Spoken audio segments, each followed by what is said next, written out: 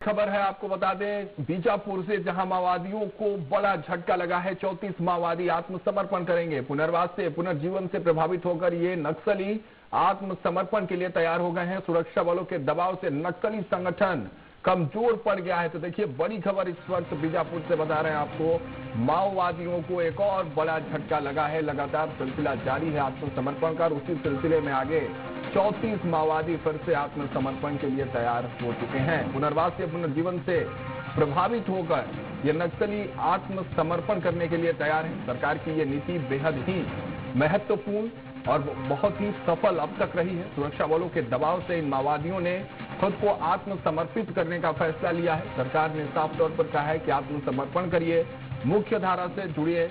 केंद्र सरकार और राज्य सरकार दोनों बाहें फैलाकर आपका स्वागत करेगी और वो तमाम सुविधाएं, वो तमाम योजनाओं का लाभ आपको दिया जाएगा। इस नीति के तहत जो आम नागरिकों को दिया जाता है और इसी का प्रभाव जो है वो साफ तौर पर देखने को मिल रहा है। हमारे सहयोगी बीजापुर से नवीन मोरला जुड़ रहे हैं। नवीन, जानकारी दीजिए, क्योंकि हर दिन ऐसी तस्वीर आ रही है, हर दूसरे दिन ये तस्वीर हम देख रहे हैं और दर्शकों को दिखा भी रहे हैं। छत्तीसगढ़ के अलग अलग क्षेत्रों से आत्मसमर्पण की तस्वीर। नक्सलियों का जो पूरा इलाका है वो कमजोर होता हुआ, नक्सलियों के जो बड़े चेहरे हैं वो आत्मसमर्पित करते हुए नजर आ रहे हैं। और इसी सिलसिले में अब जो ये खबर आई है, 34 और माओवादी जो है वो इस लिस्ट में जुड़ रहे हैं बीजापुर से।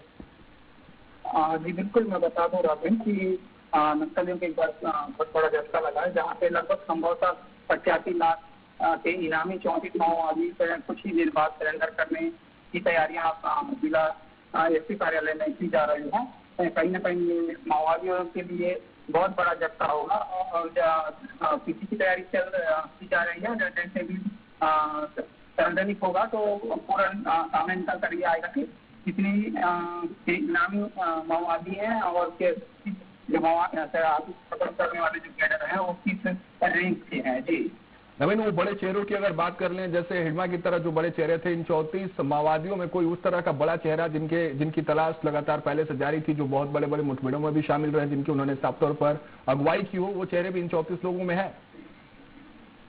जी संभवतः बड़े माओवादी कैडरों की जानकारी तो निकल कर आ रही है, लेकिन इसके अभी तक खुलासा नहीं हुआ है।